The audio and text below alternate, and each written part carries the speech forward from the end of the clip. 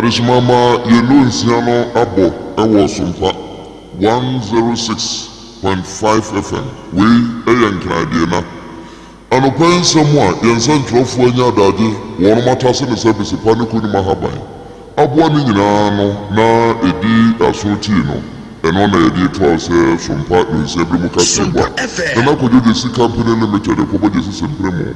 What they adansi Honia Mapapano, Adam Asoyasne, na Yede Tuawo, na Ende Anupay, and some no every SOMPA free hard.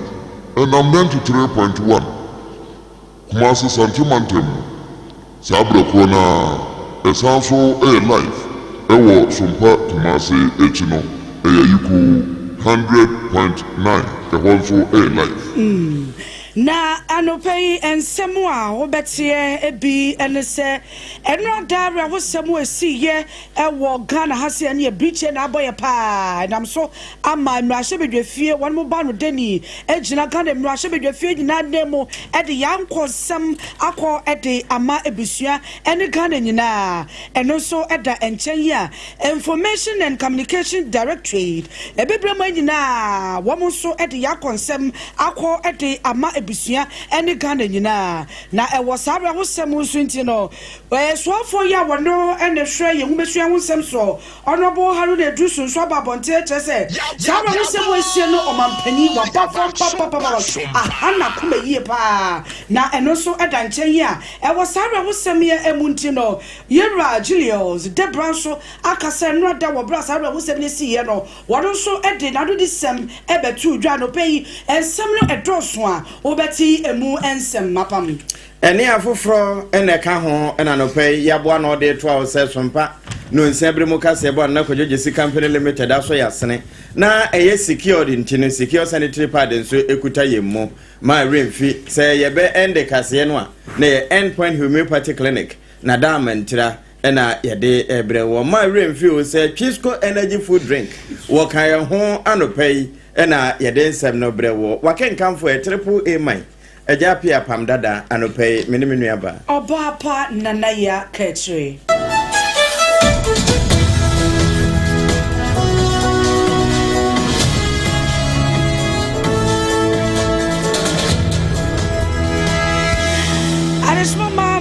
so mama kwa babiem afeji break asiado enchemo ankasa enie enrada na eye ukwoda chese Ghana ye remfi da brichie kese pa ene boy ye ni a ye dweno wa ye ntia se ni nyina ne se nipa nwotwe a na womo ete helicopter mu a womo airport wase akwa akodi dwuma ewo oman no edimo enra fofi antoata ama sa nipa nwotwe womo ahwere womo nkoye ya wo bra sa re wo se bebeto odwado Ghana fo ye so bebi enye yie titru ene Ghana mampanyi na yabobo ho a nipa bebre na so na de yakonsem akọ ede ama ebusua na meka sei wo bra sabra wosem esi ye no Ghana yemra hyebedwefie won mo eba no deni Yera Kingsford Subada Bagben wadi emra hyebedwefo ni nyina animo ede yakonsem we mu ode na bra wosem ewo mebusua wode ama Ghana fo omampanyi titru ene adehia wo mu ahwere wo mu adehye ye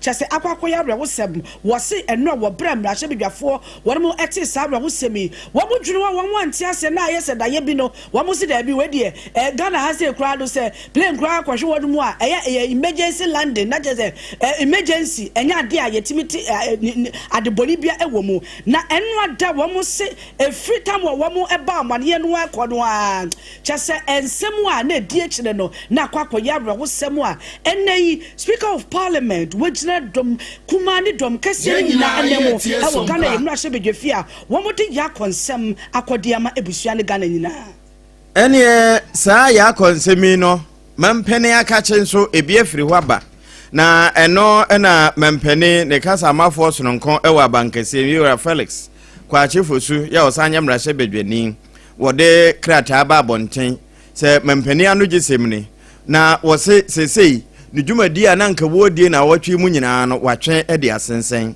eno achi wo sanso aka ede akere obi bia wo man Ghana mu na wode oman franka edi dwuma se franka no nso wo mo ne mu ase ma wontwe te se de kane ye san franka wi na ehim papa no womma ensensem fimfini na chese eno no half way no na we nyina ne yese womo de kire womo yakọ de akire abusua na afi Ghana nyina abirichi de aboyen eno na soafoi wode mampani anu gisem afa krata so no wode abase sompa yenkenkan na mansante na obibia wo wana mombi etu no watime ada ne ho so wei ayarahusoma ato menya yenyina ene Yesu na yeda so agina rawosem no emu a Information and Communication Directorate chese ebebre ma womo ebebre mase ya womo yenkabom ko a womo hwe amanebo enwo ensem so na chairperson edema African Union Commission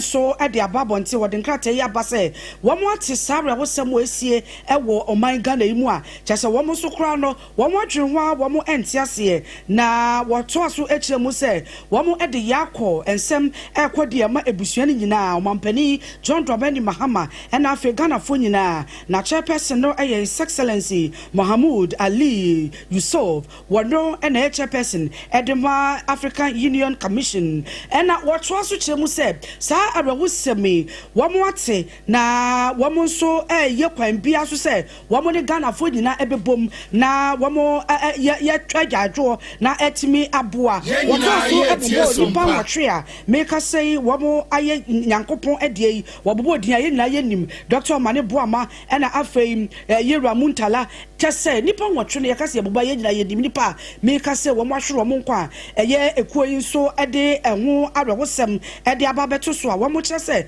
womo magana fo nyina ya kotitru ene Ghana mampani John Dramani Mahama ene ebusuani nyina ene ya kono enya honko ura Ghana mrasha badwafi a donkuma ewo badwafi ho wono nso amabi na wasahene Yewra Alexander Afenyo Makin wono ne di donkuma nanim ene wo chese wohwe soafo a wohwe ye bambo ho nsam so Yewra Dr. Omane Boama afi Dr. Ibrahim Mutala Muhammeda wono nso eba yatena ya hodo wodi ne dwuma ntintimampa ene afoforo eka ho one day beka chese ye kase wobi ede akomapa ense ye eye adwuma wontumi nyi sampanimfo emfrim enti wo kan we no na wo san so agina kase we ya abenet se de neti aka na enti se ti bia ka to enti nyese bia donkase na enya eye Ghana nyina na enya eba ne se ya eno ene ma ye hunu se wo se nyina kan bom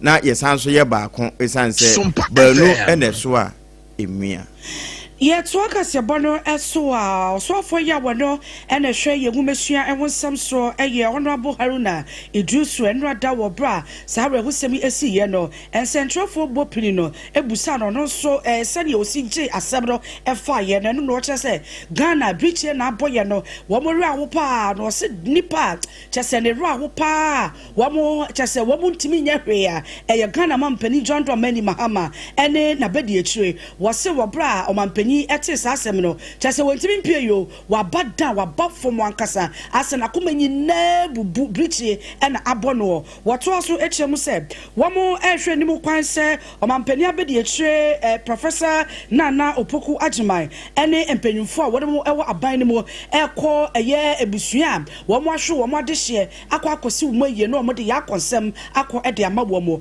Honorable Haruna Idrisu nsem wo kan ye no yengote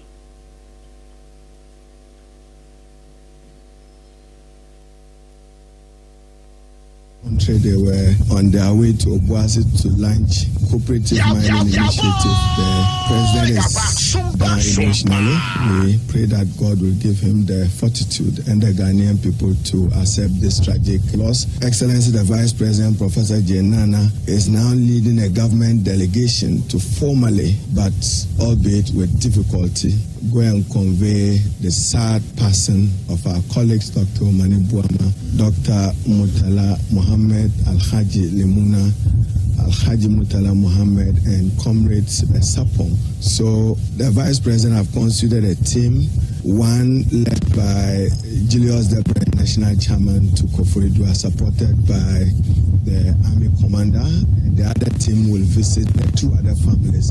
And the family will visit Takoradi tomorrow. Do accept our sympathies and condolences. Very difficult moments for all of us.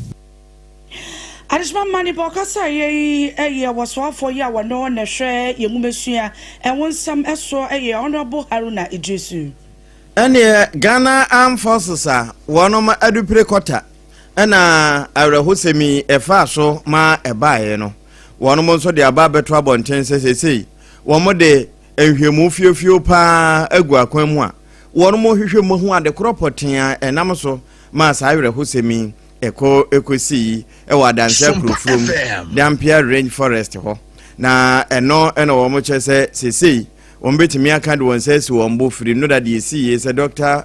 Edward Omaneboama so afo ohwe omanyi ye bambo ho nsam so afi de ohwe yatena ye abode mu nyansape ene emusu ehunu so yewra Mutala Muhammad wono so eka ho na Ghana Armed Forces Z9 helicopter ya otufiri nkran ene da be se nonkono apem ho a na nani kire oboase a saa wera hosemi ekokosi ewo sikaman ye no eben adanse akurofrom wono mo se ewo se enkomo ne chese dodo na afirim anase wono ma na etimu no nyina afirim sesi womo hwehwemu chese womo anyinya mu binu mu edi adanse se nokure saa nete nanso ni nyina amu no sede na ano bi de ekoteto wa abrochire ba bi a black boss no ena ma wono mu hu ade kropotia enam so mankwanhye ne si ye ne saa da na womo so ede hwehwemu mapa egu apono so se beye na wombe hu de kokofa sankwanhye nyina baaye na daache ni akiri no yetime aboye ho ban afiri ho na yeda so agina enra wosem a si ye ne emu wo brasa ra wosem yeti en Ghana for de yetete ya tetunin central for yetete ne mom no na aban empenyumfo enya mbesi ni pise sei ena esiente na ye twentwen so na anche bia ena Ghana ye chief of staff ye Julius Debra ebegina simpie so ede sa ra wosem ebo Ghana for nyina se ayampa helicopter no wakwa konya kwanhyi a emu nipa wo mu na womo ahwere womo nkwa na omu ye nipa nwotwe a obubo odin no a na oto aso echirem se aban no de atodwa se Ghana ye flag ni nyina ya shanso de no wo se ye bu emu ase ensese egina tentene wo se bu emu ase na ye mfa enkai ye nipa nwotwe a womo ato ananam wo nsie de no. Government regrets to announce the demise of the following persons in the tragic crash. Dr. Edward Kofi Omaneboama, Minister for Defense. Alhaji Dr. Ibrahim Mutala Muhammad, MP, Minister for Environment, Science and Technology. Alhaji Muniru Muhammad Lemonad, Acting Deputy National Security Coordinator and former Minister for Food and Agriculture. Dr. Samuel Sapon, Vice Chairman of the National Democratic Congress, and Mr. Samuel Aboagye, a former parliamentary candidate. Squadron Leader Peter Bafemi Anala, Flying Officer Manin Chum Ampedu, and Sergeant Ernest Ado Mensah. The President and government extends our condolences and sympathies to the families of our comrades and the servicemen who died in service to the country. All flags are to fly at half-mast until further notice. Thank you.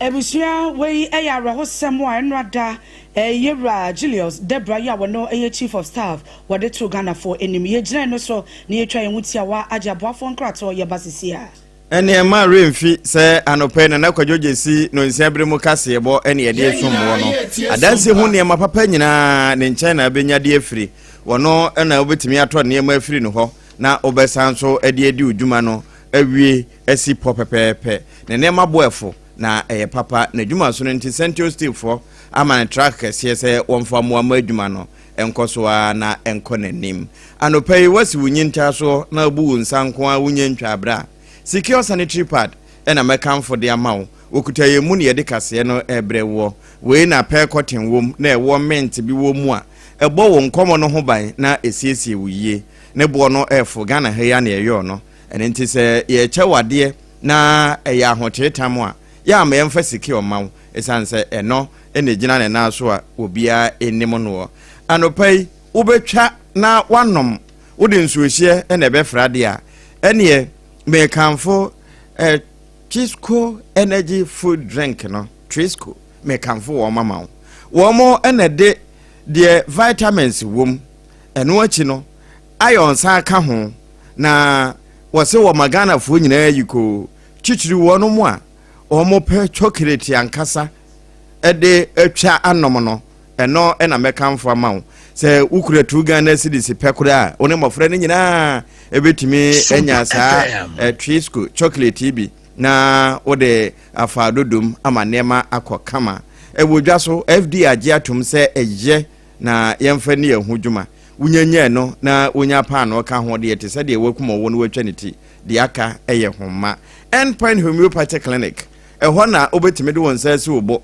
se eye jonso twam yade ana ode no eye mreyo wompam ebia na eye samu ana se mrebuo mu yade eho okwa obe free shall signboard ewo spenters akwa no so enkran ha ya ena afi kronoma bo hia kuma se sentimental eho nso onse ka womo ene ka ye ho anopai yede sompa na nakodjojesi no nsiabre mu kase ebo no etoa wo yeda ye hu tiawa ye beba sesia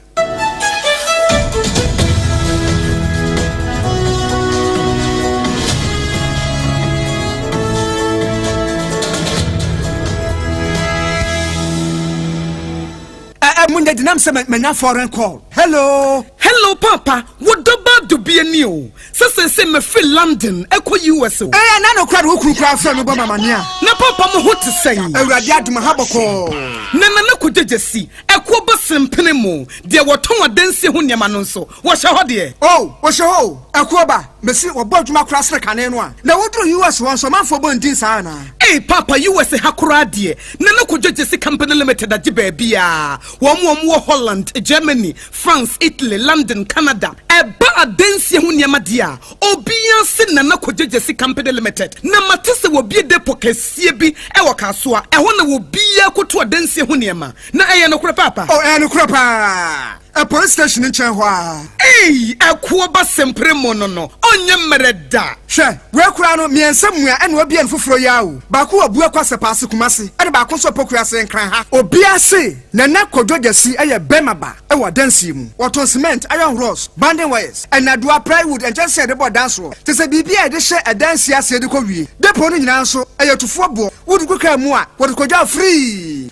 Akra we kaswa depo ene pokrasi de no kra to nchen a wasa wobu akoteman Tantra Hill Iron City amanfrom wasa bie depo kese so e wo Koshiman Kumasi sepase depo no kra da nchen a ebisu magazine road head office no wa bie depo kese so e wo da de ntam edwisu Akra road femeso opposite Alhaji Salia ampaba meboshen Tano so Breman and Amanfrum. Number so man for the free 0244 313 752 and 0244 41 93 93. Nana Kujejesi Company Limited. Hey, a Kuaba Simprimo. Endpoint Homeopathic Clinic. Ghana had the Obian himself a prostate. Na baby omutibi screening Emma Huni ye etuasia. Na a Endpoint Homeopathic Clinic. Anasa a kidney, a liver problem. Wofa baby and ajo. Na the funny premature ejaculation no. Be maybe a one would offer kwakwesi. Asa wo dine ho agro asa wo tonte ene ebra Endpoint Homeopathic Clinic na ye moa e mane mema mo pa wo eye Endpoint Homeopathic Clinic wo mo da mufua yare bia infections bi na wo ho anase bia wo hwa wo fa ba bi na adwodwo kidney problem prostate de eye Endpoint Homeopathic Clinic wo ma se wo be hu Endpoint Homeopathic Clinic e wo kronoma bo hia ena Akra hanso so de wo mo gina mu ankasa e wo spinters bebre friend share signboard no huduro na obusasa wo pe Endpoint Homeopathic Clinic a obia e be kire for Endpoint ewo 0244 867068 and 0274234321 Endpoint Homeopathic Clinic wa mo da mufua Kweku minim se wa ye she me kra man nane na so ebony show ho a embaso Mane Honsepeno.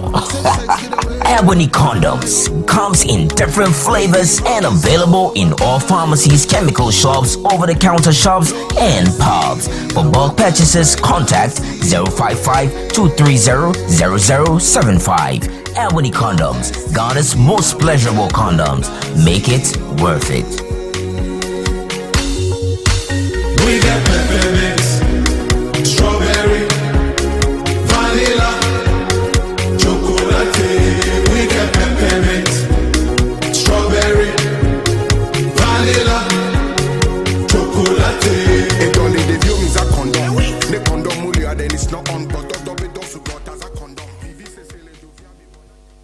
me pacho bra na me hwa de wo bag yi. Bra, aden, ena nso biem. Hey, time heba me hwa ya me ka se yi ba kun. Ani wayi me ensen. Bra, sanya time heba me hwa esi agye me ni me fiefo enya de abako ebeso yen. We de udi se ofa ni nyina. Time heba me hwa me ka se me di wa dance ya heaven ena de me kwa akopie. Enti se malaria we draw ne time heba mixture. Enye enunku o, de nanum ato a wontimi anidie no. Time heba mixture duro no ena ye ma wo. Oba a wafa afuro de o ma akwada no fo. Ene akwada a woni mfie dumienu entimi num aduro yi bi. Se obeto aduro yi bi anuma, hwe se wakọ hospital anase lab am ye hu se wo atridie malaria yi bi ansa. Se o time heba mixture enu dudu atu a, fo ani kire KNG Herbal Center ewo Emrom Abidjan House ana ba akoso wo atonsu Monaco Junction. Eno echi ubenya bi atowo over the counter medicine sellers. Any herbal shop dodo na emu. Fre 0244 417669. Kayo, set time no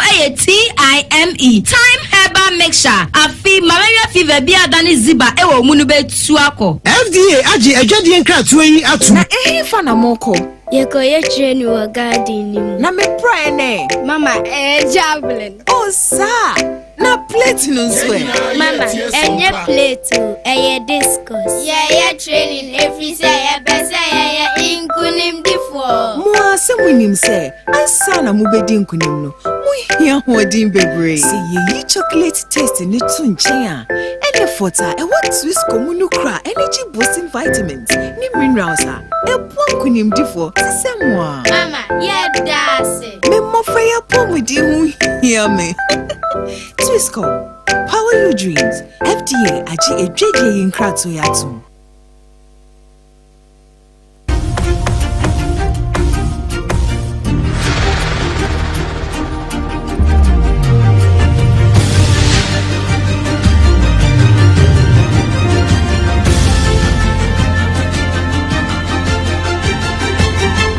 SOMPA TV, Emma Aketiapa.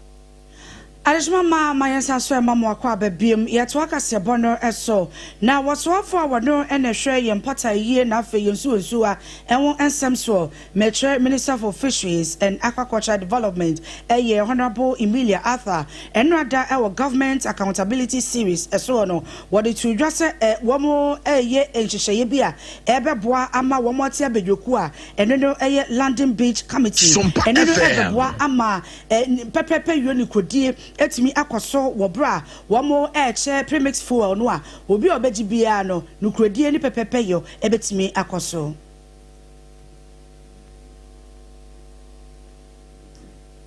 Emilia Arthur on beach. RAMPAO is a regional body promoting sustainable marine conservation in West Africa, enhancing our access to expertise, partnerships, and strategic support in managing the marine protected area. Next, ladies and gentlemen, in the past 6 months, the ministry has worked to strengthen a very important aspect of its work in fish health and biosecurity. Between January and June 2025, 32 fish disease mortality cases were investigated and managed. 19 officers were trained in live fish movement protocols. 56 smallholder farmers and officers were trained on biosecurity and climate change.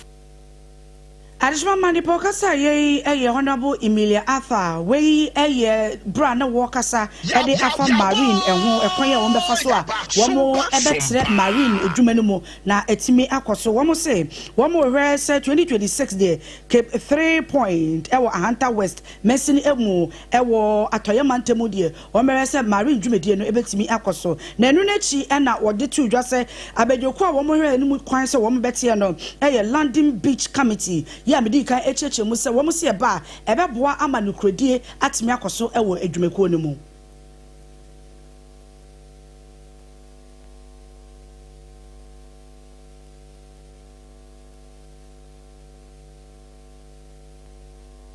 A comprehensive audit of all landing beach committees that existed between 2017 and 2024 is underway. Any financial wrongdoing will be prosecuted. Quarterly financial reporting and independent oversight mechanisms are being introduced to improve transparency. Out of 100, only 31 of the premise automated centers were operational by the end of 2024. Between March and July 2024, Adishma mani pokasa ye oye oswafo a wono ene hwe mpataye na afei yensuwa enwo ensem so Minister for Fisheries and Aquaculture Development Honorable Emilia Arthur. Sompa FM. Ene ma yenkwa amanone die mu no US abrochimemu ena yewura. Na Professor Breskia Penny Abani Law School ehwo no wodi ne dwuma pa. Na kama yese enkomo bi ikoso eba bibima mu a na no yewura Donald Trump kan ho se ebinum wo man no mu a sebi wo mo ba ho no wo mo ba se tourist na nso ekwawie sa dodo na ye terrorist enti wo be kan wo mo tikwa afiri ni man mu no wa sha se atutu bi mugu eno ena nkra ne chese wono mu a wosusu se wo mo ye atutrafo ya wo hia wo mo America man mu no wonya so we kon achi no wo wono a wode na to Africa ase ahade ye na bone eseyen na eno ena Professor Ray Breskia ede to so achese eni nyankoso nanso kama yese wontime nchi obi mfiri ha na wawo ne nkonsa se wonkwa America na wafa ahoadi nanso asa America de wotime ye de etesa anti we wo ka se aman a wo mo kasa eto asomu na ebamu no wo mo mfo ano ntomo bi na wo mo hu se yetime fa binum free South America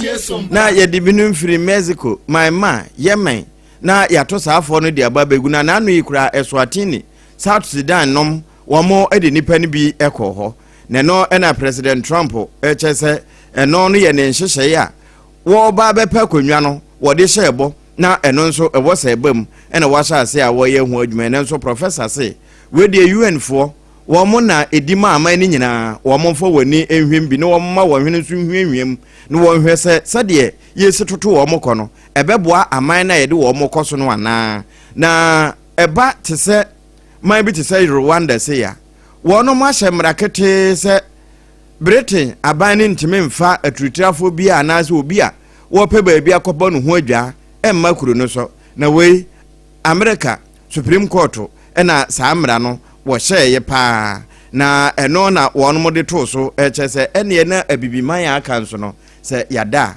ɛwɔ sɛ yenyane eno so ne yegyina na ɛna no pɛ na kwadwoje si no nsambre mu kase yɛbɔ ya ye de free Sompa 106.5 FM nkran na ɛfa asantema ya gye atum Sompa 93.1 Sompa 98.9 sunyaye bona henkru ayiko 100.9 asantema mu ɛkɔfa Sompa 101.3 doma henkru eno ye bono ma mu ho a na Sompa 106.1 bono champion du akwa techiman no 90.7 eno nso ye bono east ho a Sompa nkuransa eno achi no ne ye live ewo Sompa 101.1 takwa 103.3 Sompa takrade ena afi Sompa 106.1 no eye techiman no na 106.1 FM Kingdom Mankasim wono nso afadamfo pa radio France abrochimemu woto edepeten na nakwadwoje si no nsiambre mu kase ebo a yede to a wo ne anope no ebi afi no waso wafidia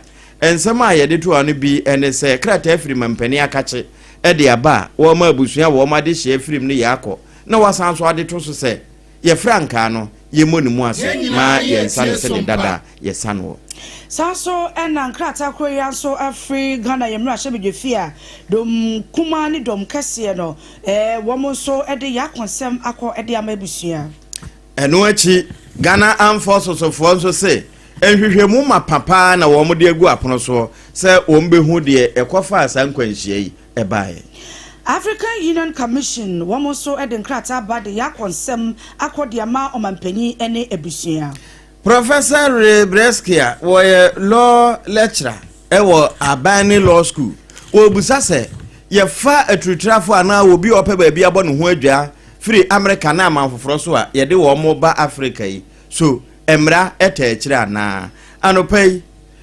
Trisco chocolate enwa ne se obenya nsuo che kakra bi na watwa no wannum de mreke ne asichiri kuma bi awo no eba sa ya abusuan nkyemfa enkura no wo mo wire mfiri da wo kan ye ho ene ye beso mo triple A man ajapi apam dada anopai mene menuaba Obaapa nana ya kechre ye kona fi Ghana today ye de atoa so